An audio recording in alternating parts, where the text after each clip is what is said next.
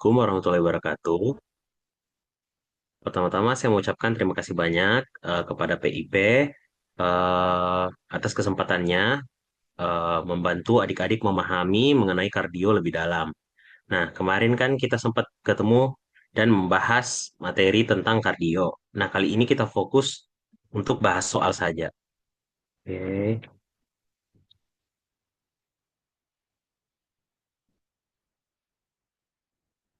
Nah, pada soalnya kelihatan, terlihat. KBI. Lihat gitu. Oke deh, kita mulai soal nomor satu. Minta tolong ada satu orang yang bisa baca gantian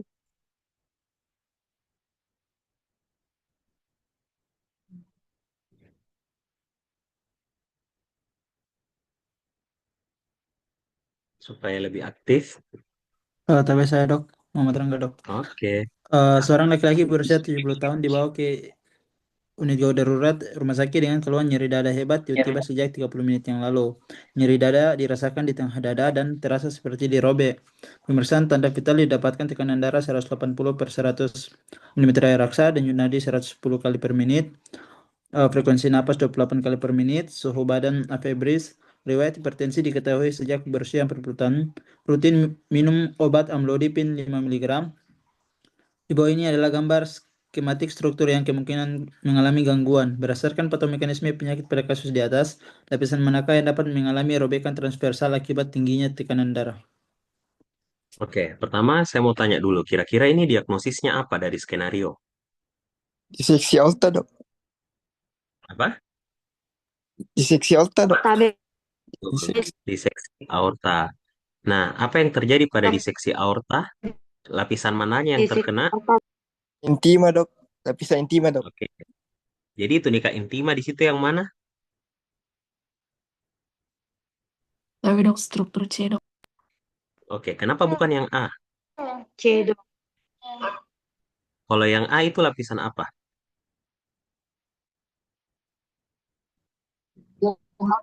Tapi dok lamina elastika interna dok. Betul ya. Jadi, kalau kita bahas pembuluh darah, terutama arteri, dia itu memiliki tiga lapisan, teman-teman. Nah, lapisan yang pertama atau yang paling dalam itu namanya tunika intima. Terus lapisan kedua itu tunika media. Lapisan yang paling luar itu tunika adventitia. Nah, di antara tunika-tunika ini ada namanya lamina elastika. Oke, yang struktur A tadi itu lamina elastika interna dan struktur B itu lamina elastika eksterna. Ketika kita bahas diseksi aorta, dia itu lapisan tunika intimanya itu robek. Nah, ketika dia robek, terbentuk pseudolumen atau kantung palsu. Darah masuk di situ. Nah, tentu di pembuluh darah itu ada reseptor nyeri, makanya terasa nyeri yang sangat hebat. Oke, jadi jawaban yang paling tepat adalah struktur C, yaitu delta. Sudah betul, nah? Oke, lanjut soal berikutnya. Ada yang bisa baca?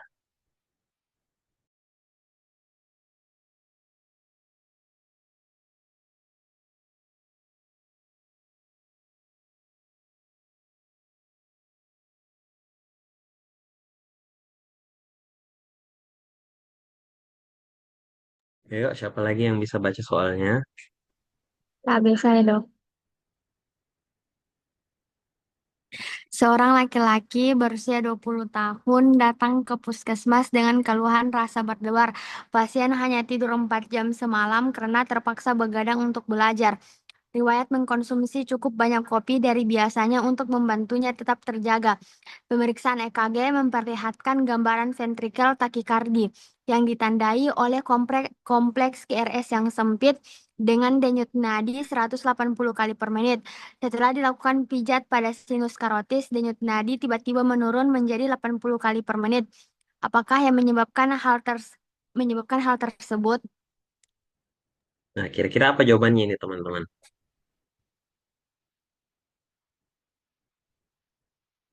Ayo, sudah Hamin 2 CBT. Ini soal saya ambil dari soal-soal tahun lalu, Ji. Berarti kayak begini gambarannya nanti. Kira-kira apa jawabannya? Ada yang bisa jawab? Oke, kita bahas. Nah, jadi pertama teman-teman harus tahu dulu. Oke, saraf otonom itu ada yang simpatis, ada yang parasimpatis. Nah, ketika kita bahas yang simpatis, ini semua yang terjadi. Denyut nadi meningkat, terus bronkus itu dilatasi, toh keinginan untuk kencing itu berkurang. Jadi ceritanya ini kalau misalnya dia itu simpatis, seakan-akan kalau misalnya kalian ketemu harimau di hutan, toh tambah domba-domba kalian. Terus bronkusnya itu makin melebar untuk mempersiapkan misalnya kalian siapa tahu mau lari toh, begitu. Terus mendilatasi pupil supaya cahaya banyak masuk. Kalian bisa lihat harimaunya dengan lebih jelas. Menahan kencingnya kalian. Toh kalian pasti kalau domba biasa nggak bisa kencing. Toh kayak begitu. Nah, sedangkan kalau parasimpatis kebalikannya. Misalnya kalian lagi relaksasi, makanya dia slow heartbeat, menurunkan denyut jantung, toh bronkus konstriksi, kayak begitu. Nah, sehingga kalau dari soal dia bilang setelah dilakukan pijat, denyut nadi tiba-tiba menurun. Nah, kalau dia menurun, kira-kira dia maunya parasimpatis atau simpatis? Parasimpat. Parasimpatis. Berarti teman-teman sudah bisa eliminasi opsi B, C, dan error. Sisa alfa atau delta. Nah, pertanyaannya kira-kira yang mana lebih ngena? Nodus SA atau nodus AV? Nah, teman-teman pasti tahu gitu yang mana sumber listrik utama kita. Yang mana kira-kira jawabannya? AV SO dok. dot dok. Ados. Berarti jawabannya adalah delta. Oke? Iya. Terus kita lanjut. Soal berikutnya ada yang bisa baca?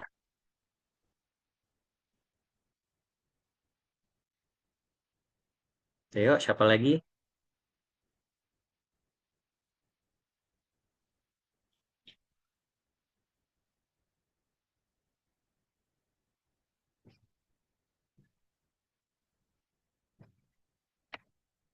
Apakah ada yang ingin baca soal? Tapi dok, Oke. Seorang perempuan 25 tahun datang ke UGD dengan keluhan demam sejak 2 minggu yang lalu, terus-menerus, tidak ada batuk maupun sesak napas, tidak ada berkeringat maupun menggigil, tidak ada riwayat bepergian keluar kota sebelumnya. 1 bulan yang lalu, pasien pernah ke dokter gigi untuk mencabut gigi. Pasien riwayat menderita kelainan katup jantung sejak kecil. Pada pemeriksaan fisik didapatkan tekanan darahnya itu 100/60, nadinya itu 100 kali per menit, eh,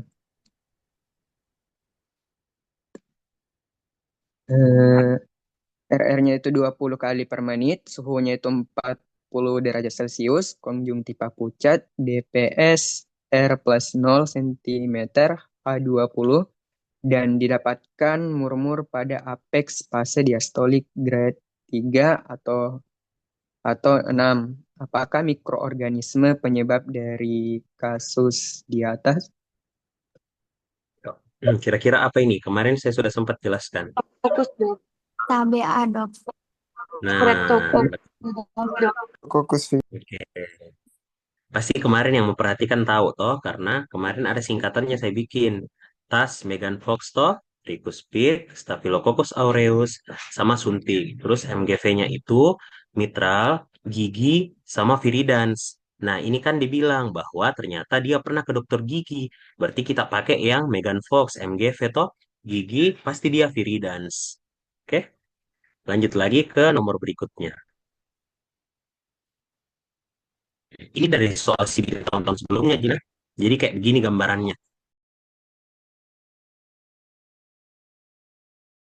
Ayo, gantian tawa temannya yang lain lagi baca.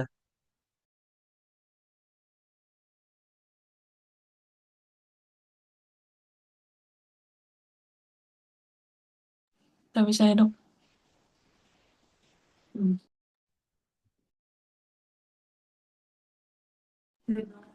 Seorang laki-laki berusia 66 tahun dibawa ke unit gawat darurat rumah sakit dengan keluhan sesak memberat sejak 1 hari yang lalu. Riwayat berobat jantung namun tidak kontrol sejak 3 bulan terakhir karena tidak ada keluhan. Pemeriksaan tanda vital didapatkan tekanan darah 80/50 mm air raksa, denyut nadi 118 kali per menit, frekuensi napas 38 kali per menit, suhu 37 derajat Celcius.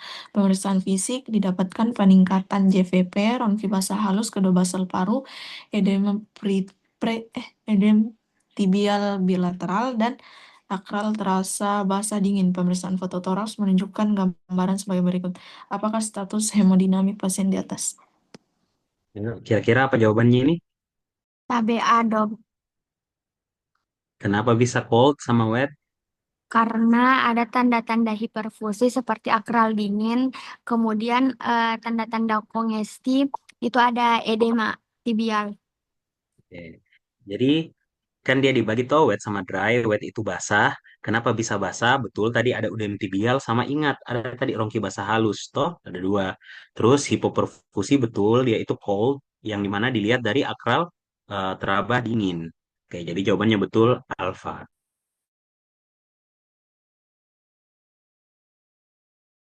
Lanjut nomor berikutnya siapa ini mau baca?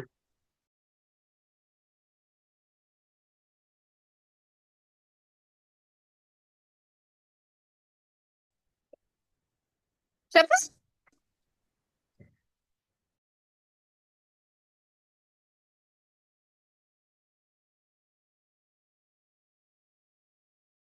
Hmm. Nggak disuruh Ji menjawab guys, disuruh Ji baca. Ada yang bisa baca?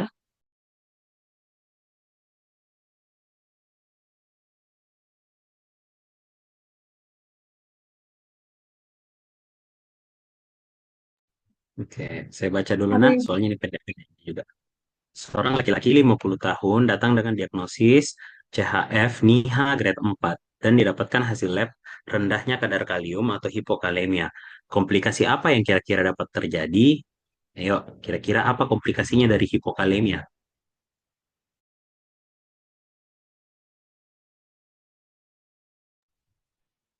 Ada yang bisa menjawab?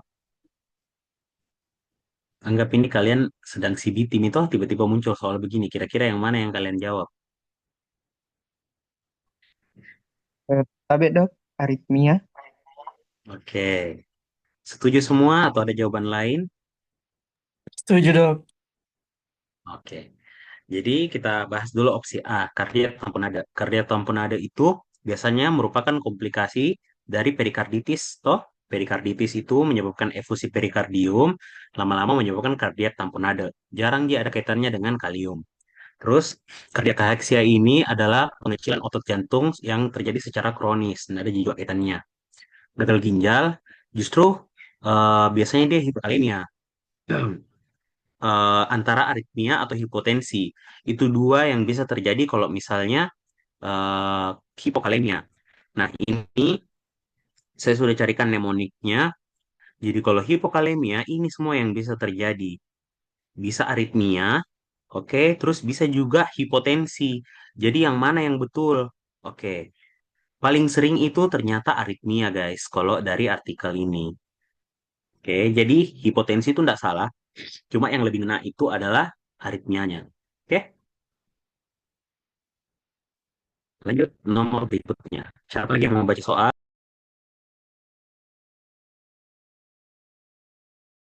Tabe saya, Dok.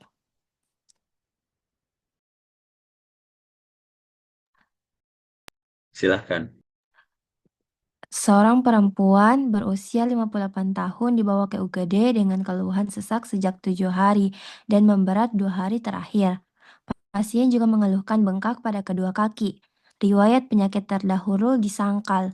Pada pemeriksaan tanda vital didapatkan tekanan darah 110/70 mm air raksa, denyut jantung 120 kali per menit, frekuensi napas 30 kali per menit. Pemeriksaan penunjang apakah yang paling tepat untuk melihat kelainan struktur maupun fungsional pada kasus di atas? Ayo, apa jawabannya ini? KBE, Dok. Dok. B atau E? KBE, Dok. KBE. Dok. Tabe dok. Dengar jawab E, ada jawab B. Oke. Ini kalau kemarin memperhatikan toh Kalau sesak-sesak begini, ada bengkak pada kedua kaki, bisa kita arahkan juga ke gagal jantung ataupun kor pulmonal atau bisa. Nah, makanya untuk mengetahui kelainan tersebut, kita lakukan ehokardiografi karena dia bisa menilai pertama kelainan anatomis kelihatan sama kelainan fungsional. Kelainan fungsional itu dari mana kita tahu? Jadi ehokardiografi itu bisa menilai namanya ejection fraction. Oke, ejection fraction itu yang dinilai. Nanti dibagilah ada reduce ejection fraction. Jadi dia namanya HFREF, mildly reduce sama preserve. Itu terbagi tiga biasanya. Jadi kita pakai ehokardiografi. Kalau fototoraks dia cuma anatomis teman-teman. Oke, lanjut. Jawabannya adalah error. Nah, ini agak panjang. Saya yang baca. Nah, seorang perempuan berusia 69 tahun datang ke puskesmas dengan keluhan sesak nafas yang dirasakannya sejak 2 bulan lalu dan semakin memberat 3 hari terakhir. Sesak disertai batuk lama berdahak, warna kadang berwarna kemerahan, dan sedang pengobatan TB relapse. Terdapat peningkatan JVP, dada tampak barrel chest. Hasil pemeriksaan fototoraks tampak paru kanan mengalami atelektasis luas dan bercak berawan yang luas. Paru kiri mengalami hiperaerasi dengan sela iga yang melebar. Pada jantung, tampak apeks terangkat, retrosternal clear space menyempit dengan kedua hilus dilatasi. Apakah diagnosis yang tepat pada pasien di atas? Tapi C Tabe dok. C, C dok. dok. C C, dok. kronik. Kronik. Oke, sudah mengerti ya. Kenapa bukan gagal jantung? Karena dia ada penyebab penyakit parunya, kor pulmonal. Oke. Nah, kor pulmonalnya kenapa bukan akut? Padahal dia memberat 3 hari terakhir. Karena kalau kor pulmonal kita berdasarkan etiologis, bukan berdasarkan onset. Oke, lanjut. Seorang perempuan berusia 53 tahun datang ke puskesmas dengan keluhan berdebar. Dirasakan sejak sebulan terakhir, terutama saat beristirahat. Berdebar dirasakan seperti ada denyut jantung yang melompat. Pemeriksaan EKG menunjukkan gambaran berikut. Apakah terapi awal yang dapat diberikan pada pasien? Ini kita zoom. Nah, pertama, ini gambaran apa teman-teman? Oke, Ayo,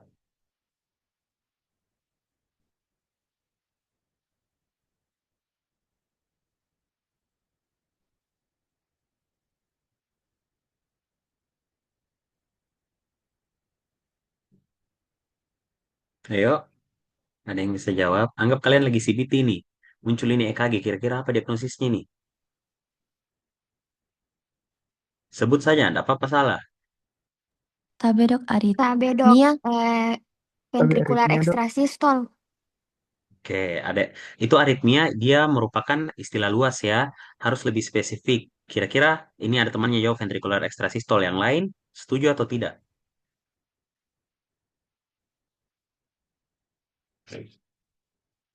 Oke, jadi kalaupun ini misalnya ventricular extrasystole dia yang tipe apa?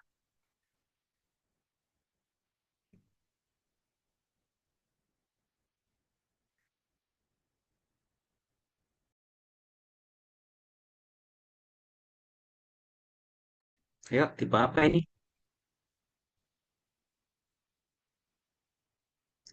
Satu dua tamu, satu dua tamu. Itu tipe apa? Kemarin sudah dijelaskan. Tabe Tabe, dok. Gemini dok. Ya, trigemini. Nah, setiap hitungan ketiga dia ada tamu. Kalau setiap hitungan kedua ada tamu, jadi kayak satu ada kelainan itu bigemini. Terus kalau dia dua berdekatan itu namanya kuplet. Tiga berdekatan itu namanya triplet. Empat berdekatan itu apa? Ada yang tahu? Kalau empat berdekatan tamunya sudah saya jelaskan kemarin. Empat berdekatan itu apakah quadruplet? Betul atau tidak? Tidak ya. Kalau sudah empat ke atas itu dia ventricle tachycardy. Oke, jadi ini ventricular extrasystole trigemini.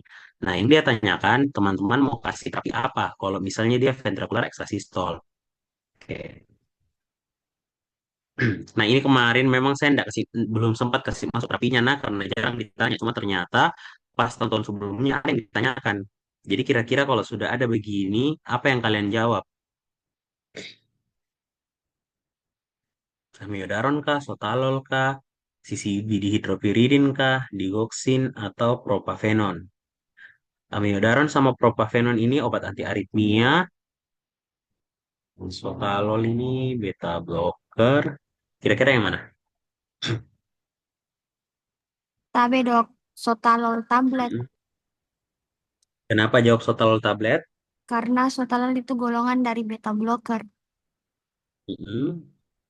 Nah, kita lihat ya. Jadi ini ada referensi, diagnosis, dan tata laksana dari FAST. Nah, ketika kita bahas FAST, biasanya kita consider beta blocker dan ACE inhibitor. Oke? Biasa juga ini, carvedilol, metoprolol, itu semua beta blocker juga. Nah, terus ini kalau dari SC yang terbaru, 2025, dikatakan beta blocker are first line drugs that can be used both in patient with and without structural heart disease, ada atau tidak ada kelainan struktural jantungnya. Intinya beta blocker itu merupakan first line.